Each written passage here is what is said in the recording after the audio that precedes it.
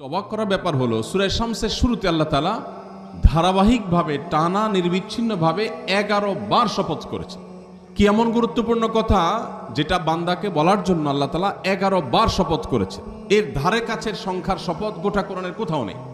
প্রিয় ভাইরা আমার, সেটা হলো আত্মশুদ্ধি, আত্মনিয়ন্ত্রণ, আত্মসংযম।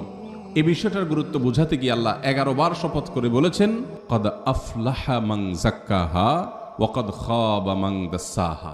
যে নিজেকে পরিশুদ্ধ করতে পারলো, নিজেকে পবিত্র করতে পারলো। তার অভ্যাস ছিল মিথ্যা বলা, কিন্তু সে ছেড়ে দিয়েছে। তার ব্যবহার খারাপ ছিল, কিন্তু সে ব্যবহারটাকে ভালো করার চেষ্টা করে সফল হয়েছে, নিজেকে শাসন করেছে। তার মধ্যে লোভ ছিল, মোহ ছিল, সে নিজেকে নিয়ন্ত্রণ করতে পেরেছে। তার বদভ্যাস ছিল মোবাইলে হারাম জিনিস দেখা, সে সেখান থেকে বেরিয়ে এসেছে।